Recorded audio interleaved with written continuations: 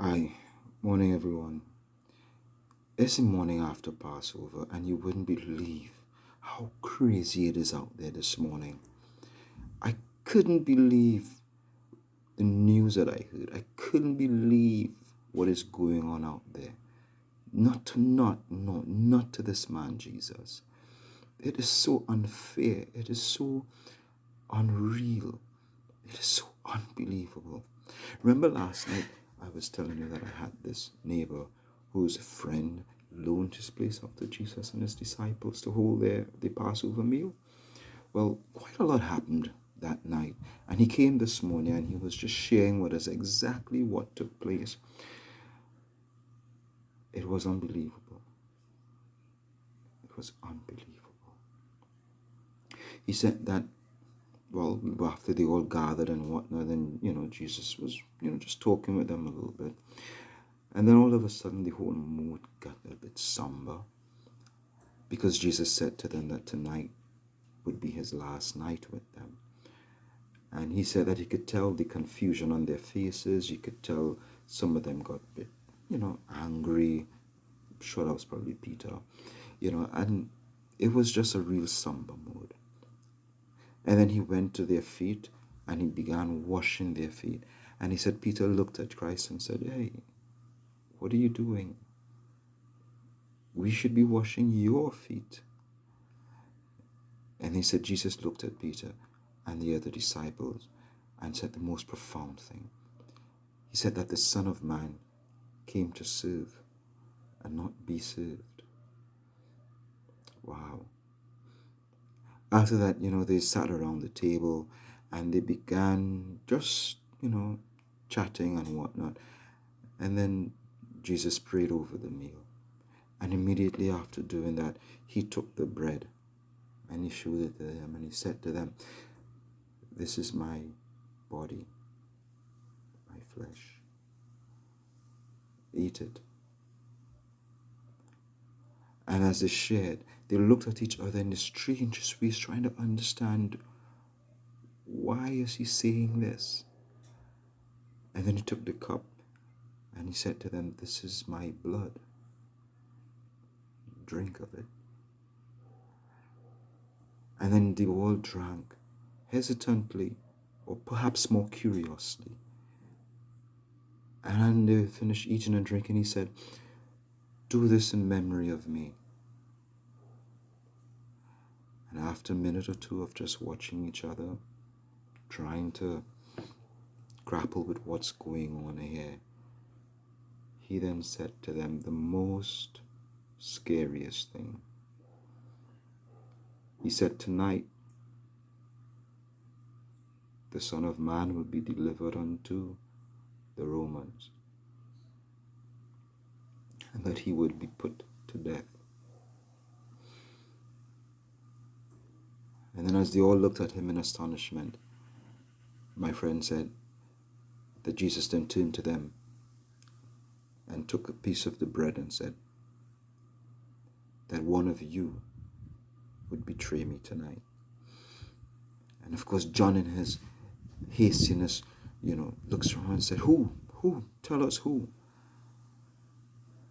And Jesus said, "The one who eats this bread." He then turns to Judas and gave Judas the bread.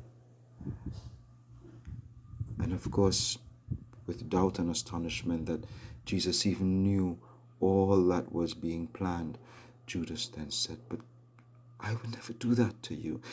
And he said, Jesus looked at Judas and said, "Hey,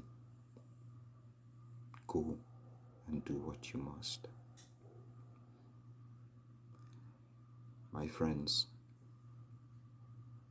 this is a man who came in to Jerusalem riding on a donkey, triumphantly, to the cheers and to the sounds of happy voices. And now you're saying to me that he is going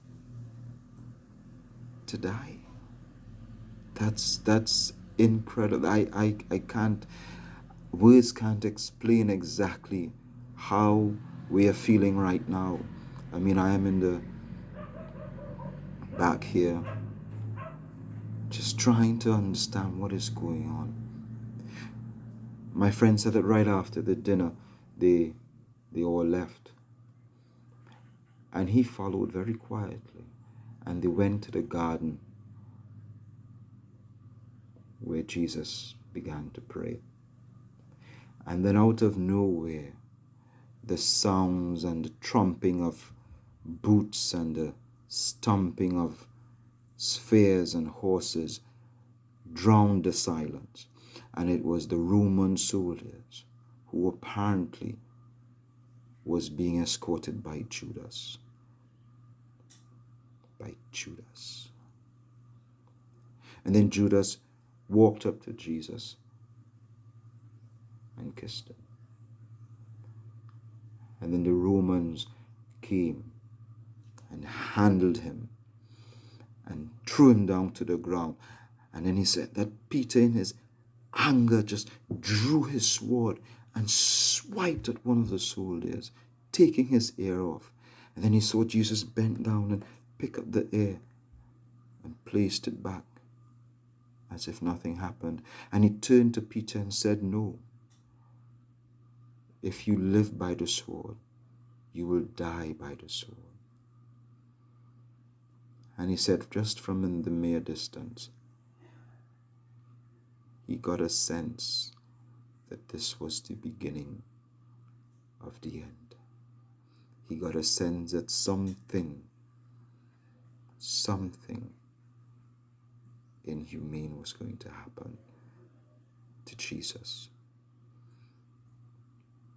And then he stood there and he saw them take him away. And they faded into the dark of the night. When we heard the wind of this morning, we went out into the city to find out if anybody knew anything, where Jesus was, what was going on. And everybody seemed to be confused. Some said, the high priest, and they were interrogating him, and some said that they saw him being taken away, heading in the direction of Pontius Pilate. And if he has to go to the steps of Pontius Pilate, then one could just imagine what that predicament would be. So I am here with my family. We're all inside because outside is really crazy. And we don't know what's going to happen. We really don't know what's going to happen. And we could just pray for the best. We pray that God would come to the aid of Jesus. And take him safely through this ordeal. Well, I'm going back outside just to find out if I could hear anything else, and I'd let you know. What a day, what a day.